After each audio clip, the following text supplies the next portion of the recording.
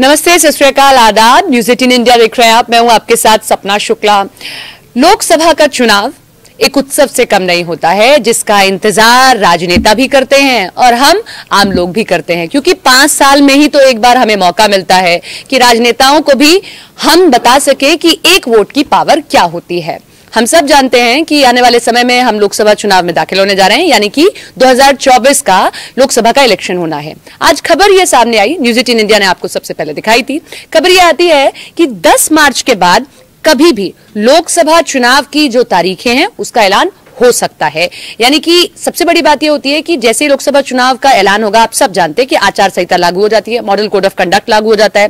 कोई भी पार्टी इस तरीके के वादे नहीं कर सकती या कोई भी ऐसा लोकार्पण या नहीं हो सकता। तो ये तो सब चीजें आपको पता ही है, लेकिन इस वीडियो में हम आपको ये बताएंगे कि क्या क्या बदलाव हो रहे हैं और कितने नए वोटर्स जुड़ रहे हैं, किस पार्टी की आखिर कितनी तैयारी है।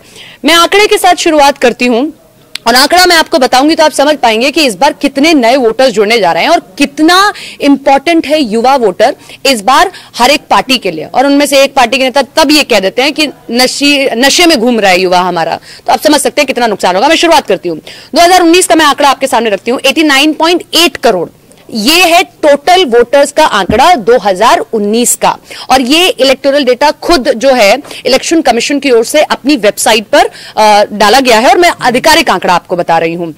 अब जो है आंकड़ा आया 2024 का, 6% का उछाल है, जो नए वोटर्स अब आ गए हैं। 96.8 करोड़, लगभग 97 करोड़ जो वोटर्स हैं इस बार वोट करेंगे।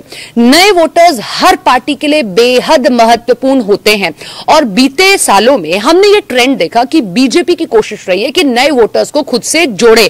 खुद प्रधानमंत्री भी अपनी कई रैलीज में कहते रहे हैं। अभी हमने देखा था कि राष्ट्रीय कार्यकारिणी की बैठक हुई तो सबको एक मूल मंत्र यही दिया गया कि आप नए वोटर्स को खुद से जोड़िए, बहुत इंपॉर्टेंट है, नए वोटर्स को आप अपने आप से जोड़ें। नए वोटर्स का आंकड़ा आप देखिए, 2019 में जो नए वोटर्स का आंकड़ा था 1.5 करोड़ था। 2 करोड़ नए यंग वोटर्स और जुड़ते हैं और यह आंकड़ा पहुंच जाता है अब 1.85 करोड़। ये नया है वोटर्स का, नए वोटर्स का आंकड़ा है। अब आप समझ सकते हैं कि राहुल गांधी ने जो एक बात बोली है ना, और खास तौर पर ये जो हिंदी पट्टी के राज्य हैं, बहुत नुकसान कांग्रेस पार्टी को झेलना पड़ सकता है। जिस तरीके से उन्होंने वाराणसी में कह दिया रात को शराब के नशे में यहां का युवा घूम रहा है, तो आप समझ सकते हैं ये जो 2 करोड़ नए वोटर्स ऐड ऑन हुए हैं और हिंदी पट्टी के कितने वोटर्स होंगे, कितना नेगेटिव इफेक्ट पड़ सकता है आने वाले चुनावों में। महिला वोटर्स की यहां जरूर बात करते हैं, क्योंकि भारतीय जनता पार्टी ने बीते 2 टर्म में अपने ये दिखाया है और खासतौर पर 2019 के इलेक्शंस में कि महिला वोटर्स उसकी सबसे बड़ी पावर है। और न केवल 2019 के इलेक्शन में, उत्तर प्रदेश का इलेक्शन भी मुझे याद है कि उत्तर प्रदेश के इलेक्शन में भी किस तरीके से महिला वोटर्स को खुद से जोड़ा। और मुस्लिम वोटर्स, ये कहा जाता है कि बीजेपी से छिटक जाता है, लेकिन इस बार यह हुआ कि मुस्लिम वोटर्स और खासतौर पर महिला मुस्लिम वोटर्स ने अच्छा खासा वोट बीजेपी को दिया था। महिला वोटर्स 2019 में होते हैं 46.8 करोड़, 2024 में यह आंकड़ा बढ़ जाता है 49.7 करोड़ जो है नए वोटर्स होते हैं। अब मैं आपको बताती हूं कि इतना उछाल जो है मेल वोटर्स में भी नहीं देखा गया, इतनी महिला वोटर्स की संख्या बढ़ी है। 2.63 न्यू वोटर्स हैं, जिसमें से 1.41 करोड़ तो नए फीमेल वोटर्स हैं। तो आप समझ रहे हैं 15% का जो उछाल है वो महिला वोटर्स में देखने को मिला है। ये मैंने आंकड़ा आपके सामने रखा। अब खबर ये आई, जैसा हमेशा हम देखते हैं कि लोकसभा के चुनाव, क्योंकि आप सब जानते हैं कि राज्य बहुत बड़े बड़े हैं, आबादी बहुत ज्यादा, जिस तरीके से मैं आपको बता भी रही हूं कि इस बार पिछली बार 89.8 करोड़ था, इस बार तो 96.8 करोड़ हो गया। तो चरण कई सारे होंगे, 7 से 8 चरण में चुनाव हो सकता है। पिछला चुनाव जो हुआ था वो 7 चरणों में हुआ था। अब क्योंकि कौन कौन से राज्यों में ज्यादा चरणों में चुनाव हो सकते हैं, जो सूत्र हमारे बता रहे हैं, उत्तर प्रदेश 80 लोकसभा सीटें आती है, बंगाल, बिहार में भी, एमपी में भी, महाराष्ट्र में, असम में। खासतौर पर ये वो स्टेट्स हैं जहां 20-25 से ज्यादा सीटें हैं। तो यहां पर ये कहा जा रहा है कि 7 चरण जो चरण है वो बढ़ जाएंगे। 7 चरण में पूरा चुनाव होना है और यहां पर 1 चरण से ज्यादा चरण पड़ेंगे, तब आप वोटिंग कर सकते हैं। 1 चरण में कौन कौन से राज्यों में चुनाव निपटाए जा सकते हैं वो भी खबर निकलकर सामने। उसमें है दक्षिण के राज्य ज्यादा है, उसमें केरला है, तमिलनाडु है, उसमें आंध्र प्रदेश है, तेलंगाना है, और गुजरात और हरियाणा में भी जो है 1 चरण में ही वोटिंग कंप्लीट हो सकती है। अब आप कहिए कि अभी क्यों नहीं ऐलान हुआ। एक तो ये भी है कि अभी जब चीफ इलेक्टोरल से सभी से बात कर रहे हैं, जो इलेक्शन कमीशन ऑफ इंडिया के चीफ हैं, हर एक राज्य के अपने चीफ इलेक्टोरल्स होते हैं, उनसे बातचीत की जाती है और उनसे पूछा जाता है कि आपके राज्य की क्या क्या स्थिति है, कितने नए वोटर्स जुड़े हैं, सारी जानकारी ली जाती है। सबको एक एक डेढ़ महीने का वक्त दिया जाता है। कश्मीर में अभी जाना है, कश्मीर में दौरा होना है, और कश्मीर में जब दौरा हो जाएगा, कश्मीर की स्थिति जब निकलकर सामने आ जाएगी, उसके बाद यह कहा जा रहा है कि 10 मार्च के बाद कभी भी आपके सामने जो है तारीखें आ जाएंगी, और तारीखें आते ही मॉडल कोड ऑफ कंडक्ट लागू हो जाएगा और धुआंधार चुनाव प्रचार। हालांकि भारतीय जनता पार्टी तो अभी से लग भी गई है और कांग्रेस भी भारत जोड़ो न्याय यात्रा निकाली रही है। अब मैं आपको बता दूं कि हर एक पार्टी की तैयारी आप कैसी देख रहे हैं। भारतीय जनता पार्टी एक ऐसी पार्टी है जो एक चुनाव खत्म होते ही दूसरे चुनावों की तैयारी करने लगती है, चाहे वो एकदम आप कह सकते हैं कि डिस्ट्रिक्ट लेवल का चुनाव क्यों ना हो, बहुत छोटा भी चुनाव हो, वहां से लेकर अपने वहां म्यूनिसिपल कॉर्पोरेशन तक के चुनाव से लेकर अपने लोकसभा चुनाव तक की हर एक तैयारी बड़ी ही एक उम्दा तरीके से करती है। मैं भारतीय जनता पार्टी से शुरू करूंगी।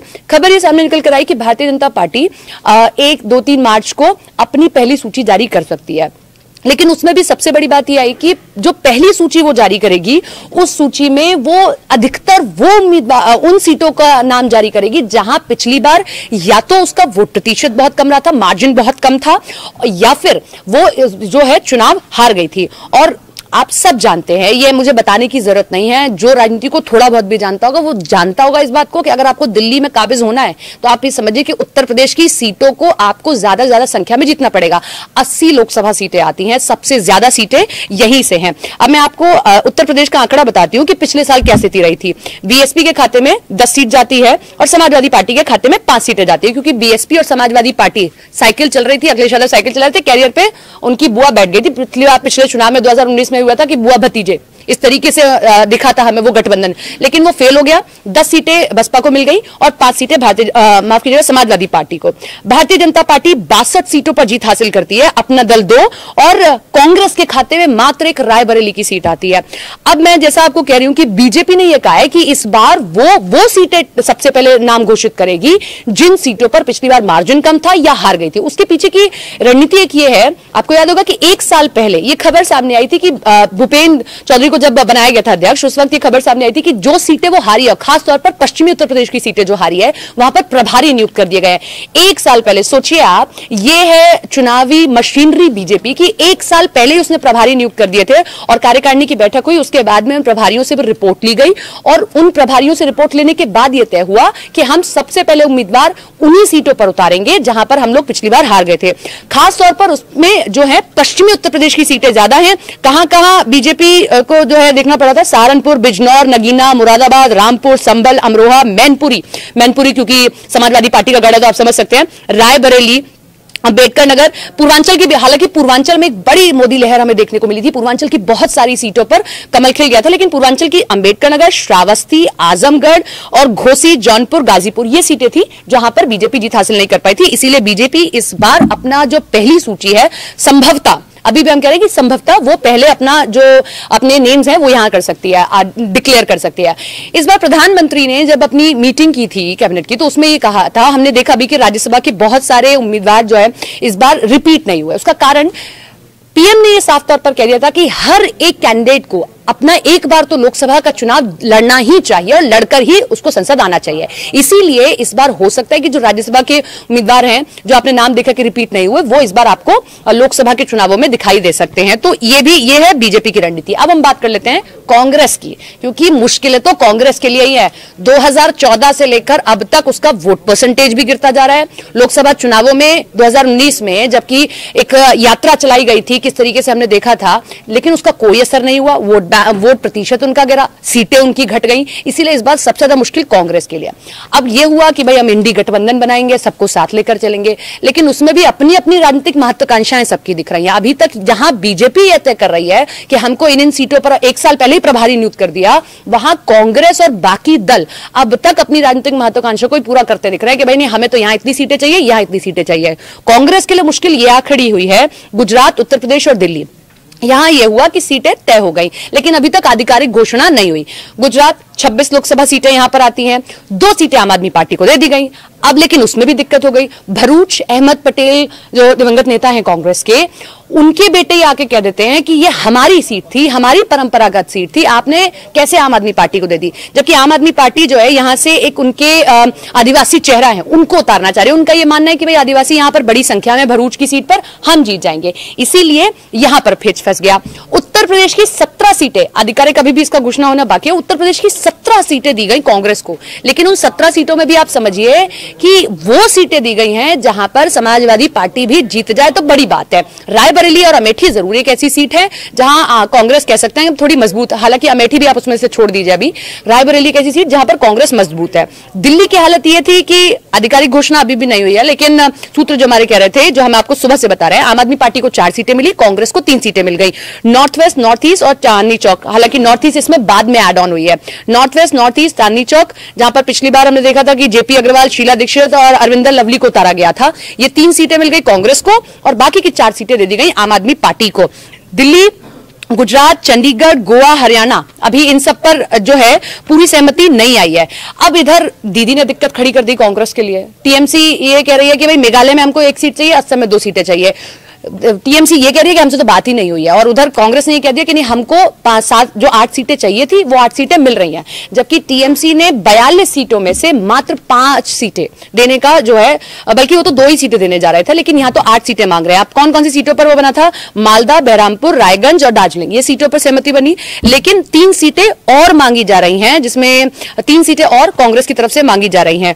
तो ये हम इसलिए बता रहे हैं क्योंकि बहुत दिक्कतें हैं इस वक्त कांग्रेस के लिए, और 10 मार्च के बाद जैसे ही इलेक्शन कमीशन अपने डेट्स का अनाउंसमेंट कर देगा, उसके बाद देखेंगे हम धुआंधार प्रचार किया जाएगा और किस तरीके से कांग्रेस तैयारी करती है। इंडी गठबंधन इस वक्त अपनी राजनीतिक महत्वाकांक्षाएं ज्यादा पूरी करते दिखाई दे रहा है, बजाय इसके कि वो बीजेपी को टारगेट करे।